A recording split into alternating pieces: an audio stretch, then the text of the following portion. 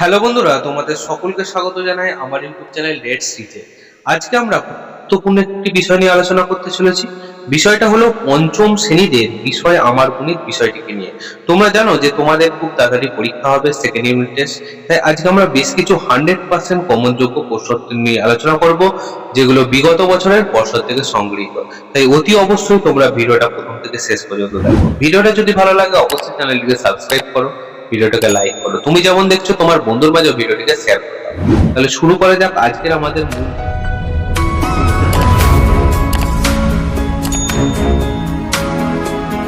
তোমাদের যে পরীক্ষা হতে চলেছে, পরীক্ষার পূর্ণমান হচ্ছে 30 এবং সময় হচ্ছে 1 ঘন্টা। দেখো এখানে বলেছে বিদ্যালয়ের নাম তোমরা লিখবে, শিক্ষার্থীর নাম তোমাদের নিজেদের নাম লিখবে, ক্রমিক নম্বর, রোল নম্বরটা এখানে লিখে দেবে। একের দাগে দেখো বলছে সঠিক উত্তরের মাথায় টিক চিহ্ন দাও। বলছে 0.02 কে আমরা কিভাবে লিখতে পারি। দেখো দশমিকের পর কটা সংখ্যা? দুটো সংখ্যা।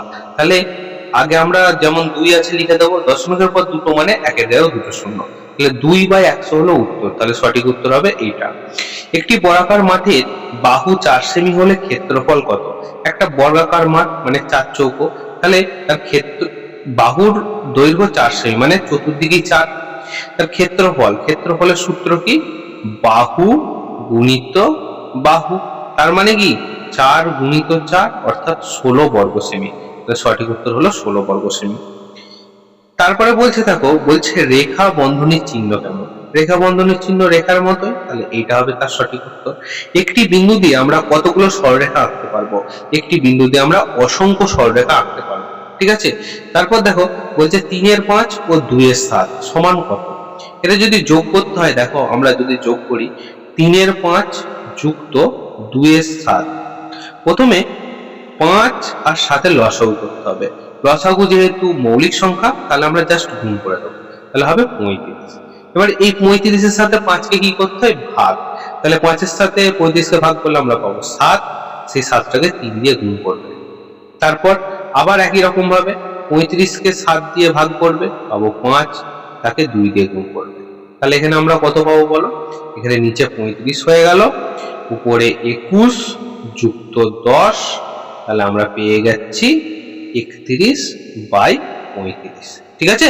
তাহলে সঠিক উত্তর হলো 31/35 উত্তর। 2 এর দাগে দেখো বলছে যে অপ্রকৃত ভগ্নাংশটিকে মিশ্র এবং মিশ্র ভগ্নাংশকে অপ্রকৃত ভগ্নাংশে লেখো। তাহলে এটা আমরা করব কিভাবে? দেখো 5 পূর্ণ 7 এর 9, তাহলে আমার প্রথম কাজ হলো 9 এর সাথে 5 কে গুণ করা। তাহলে আমরা এখানে প্রথমে 9 লিখবো, এখানে 5 লিখবো আর 7 কে যোগ করব। তাহলে 5 9 কত? 4 10 5 45, আর এখানে 7 আছে, তাহলে 4 10 5 45 আর সাথে হলো 52। তাহলে সঠিক উত্তর হয়ে গেল 52/9। তারপর দেখো বলেছে এটা মিশ্র আছে, একে অপ্রকৃততে নিয়ে যেতে হবে।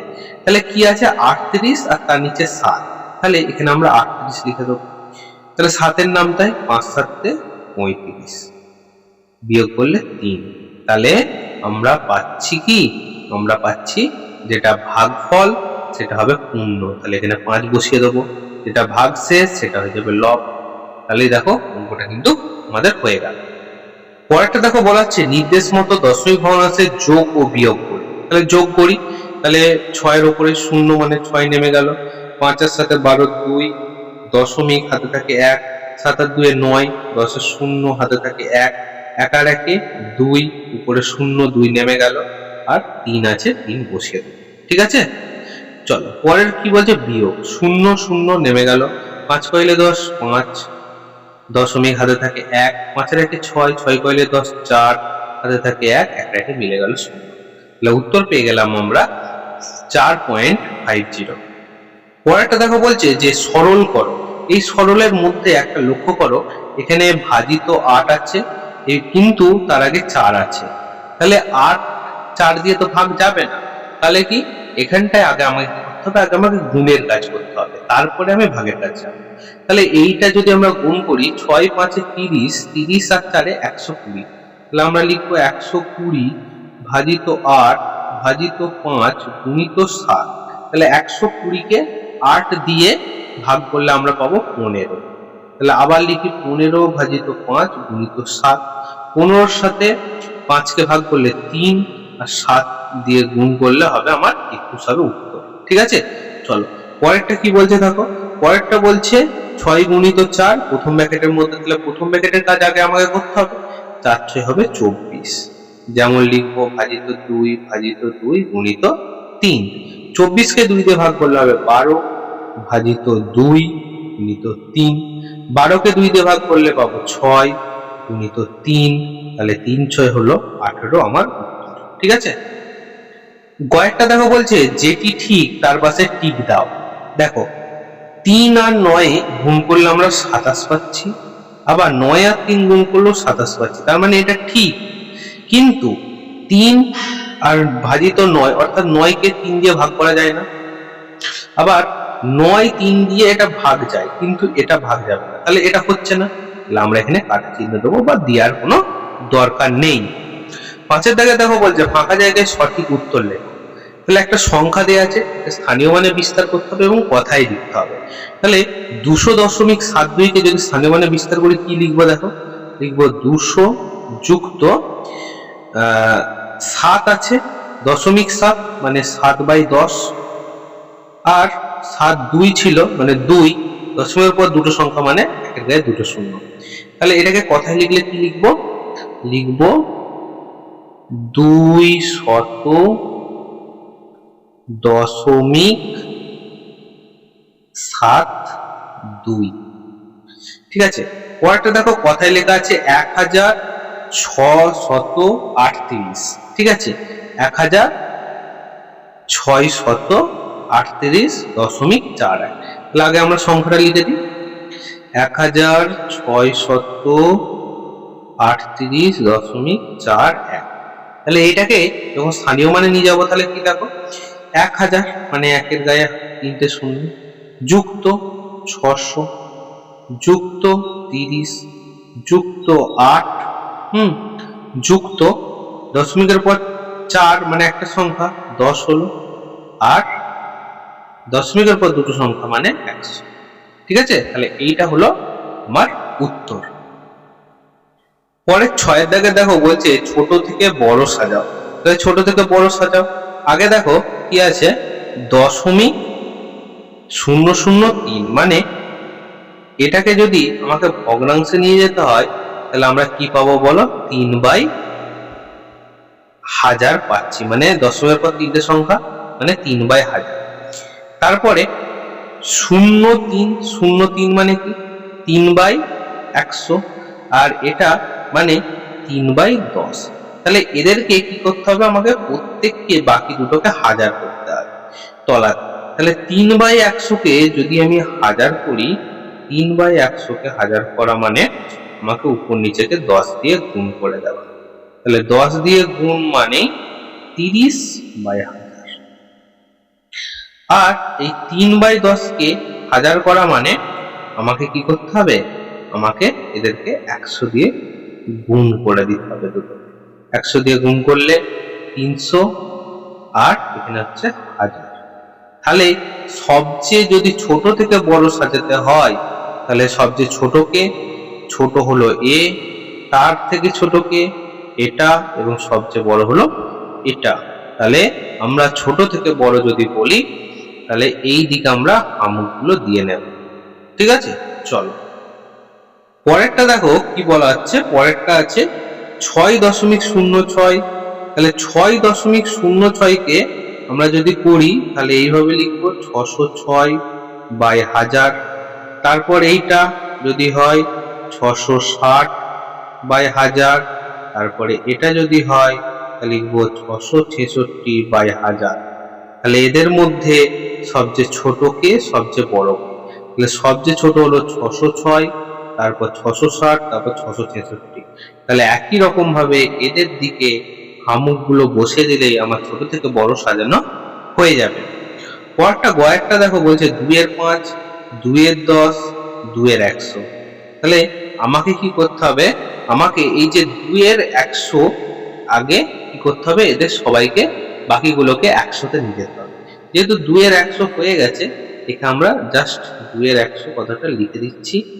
তারপরে কি আছে বলো, তারপরে আছে 2/10, 2-এর 10কে যদি 100-তে নিয়ে যেতে হয় তাহলে উপর নিচেকে 10 দিয়ে গুণ করা, তাহলে 20/100 হবে উত্তর।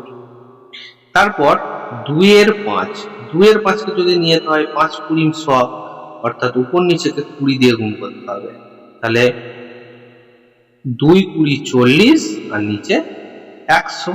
তাহলে এদের মধ্যে দেখো, এদের মধ্যে সবচেয়ে ছোট কে? সবচেয়ে ছোট হলো 2/100 হচ্ছে সবচেয়ে ছোট। তারপরে কে? তারপরে হচ্ছে 20/100 এবং সবচেয়ে বড় হচ্ছে 2/5। তাহলে এদিকে আমরা হামুকটা দিলে অঙ্কটা কিন্তু হয়ে যায়। ঠিক আছে, এরপরে 8-এরটা দেখো, বলছে সমস্যার সমাধান কর। 12×2-3 লম্বা দড়ি থেকে 2×5-11 কেটে নিলে কত মিটার দড়ি পড়ে থাকে? তাহলে এটা কি করতে হবে? জাস্ট বিয়োগ করতে হবে। 12×2-3 বিয়োগ 2×5-11। ঠিক আছে, তাহলে আগে আমরা কি করব? আগে আমরা যেগুলো পূর্ণ আছে সেগুলোকে আলাদা করে দেব।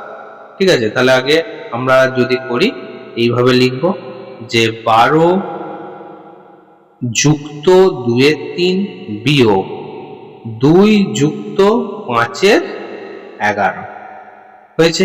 এবার আমরা কি করব? 12 আর 2-কে বিয়োগ করব, যোগ চিহ্ন দেব, 2-3 যুক্ত 5-11 এভাবে লিখব।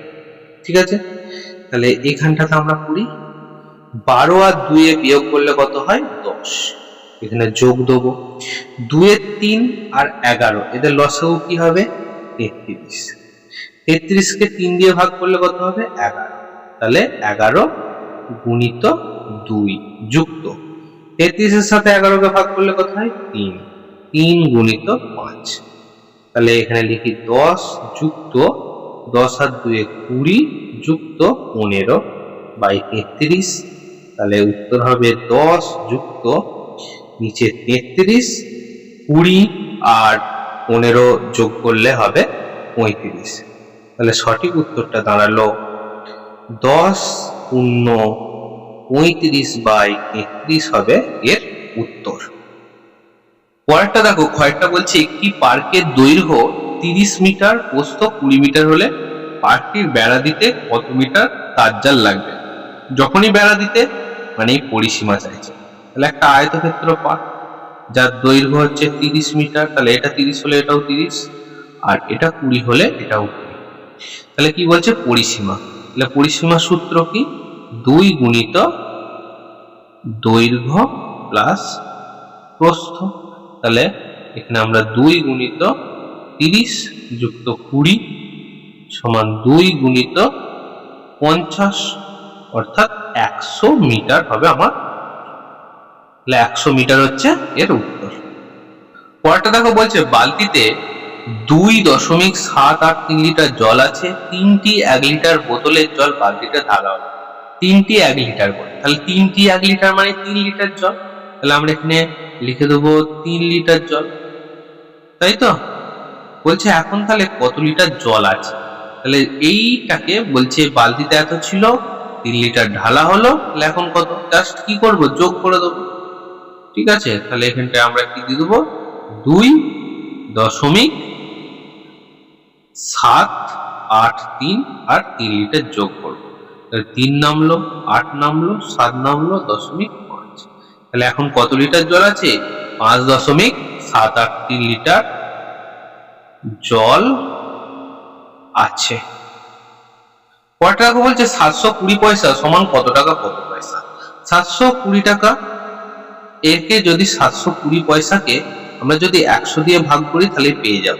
তাহলে 100 দিয়ে ভাগ করো, 7 700, দশমিক দেব, দশমিক মানে কি আসে? দশমিক মানে এখানে শূন্য চলে এলো আর এখানটায় আমরা 2 দেব, তাহলে 200 হয়ে গেল।